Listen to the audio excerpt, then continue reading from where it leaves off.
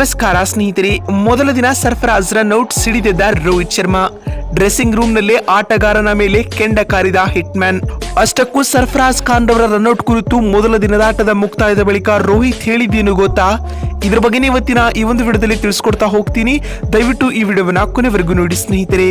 ಅದಕ್ಕಿಂತ ಮುಂಚೆ ನೀವು ಕೂಡ ಟೀಮ್ ಇಂಡಿಯಾದ ಹಾಗೂ ರೋಹಿತ್ ಶರ್ಮಾ ರವರ ಅಭಿಮಾನಿಗಳಾಗಿದ್ರೆ ತಪ್ಪದೆ ಈ ಕೂಡಲೇ ಈ ವಿಡಿಯೋಗೊಂದು ಲೈಕ್ ಮಾಡಿ. ಅದೇ ರೀತಿ ಭಾರತ ಹಾಗೂ ಇಂಗ್ಲೆಂಡ್ ನಡುವಿನ 3ನೇ ಟೆಸ್ಟ್ ಪಂದ್ಯವನ್ನ ಯಾರು ಗೆಲ್ಲಬಹುದು ಎನ್ನುವ ನಿಮ್ಮ ಅನಿಸಿಕೆಗಳನ್ನ ತಪ್ಪದೆ ಕಾಮೆಂಟ್ ಮಾಡುವ ಮೂಲಕ ತಿಳಿಸಿ.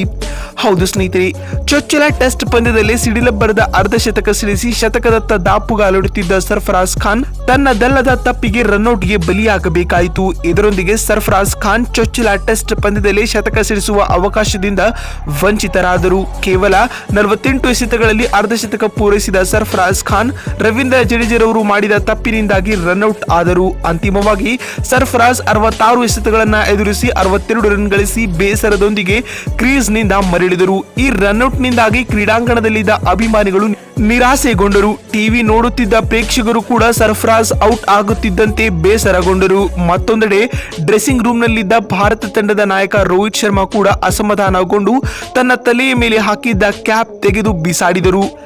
ರೋಹಿತ್ಗೆ ಜಡೇಜರವರ ಮೇಲಿನ ಕೋಪ ಕ್ಯಾಮೆರಾದಲ್ಲಿ ಸ್ಪಷ್ಟವಾಗಿ ಕಾಣುತ್ತಿತ್ತು ಸ್ನೇಹಿತರೆ.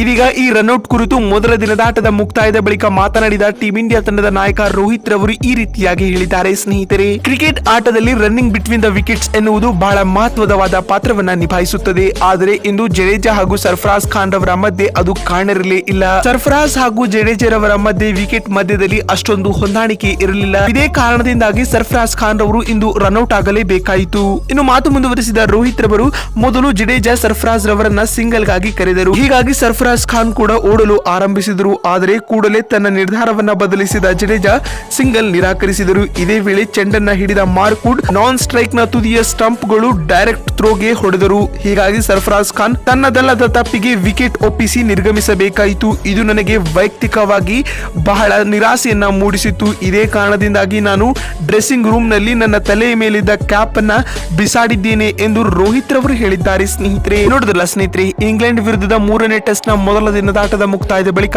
ರೋಹಿತ್ ಹೇಳಿದ್ದೇನು ಅಂತ ತಿಳಿಸಿಕೊಡುವ ನಮ್ಮ ಈ ಪ್ರಯತ್ನ ನಿಮ್ಗೆ ಇಷ್ಟವಾಗಿದ್ದಲ್ಲಿ ತಪ್ಪದೆ ಈ ಕೂಡಲೇ ಈ ವಿಡಿಯೋಗೊಂದು ಲೈಕ್ ಮಾಡಿ. ವಿಡಿಯೋವನ್ನ ಇಲ್ಲಿವರೆಗೂ ನೋಡಿದ್ದಕ್ಕಾಗಿ ಧನ್ಯವಾದಗಳು. ಮತ್ತೊಂದು ವಿಡಿಯೋದಲ್ಲಿ ಸಿಗ್ತೀನಿ. ಅಲ್ಲಿವರೆಗೂ ನಮಸ್ಕಾರ, ಧನ್ಯವಾದಗಳು ಸ್ನೇಹಿತರೆ.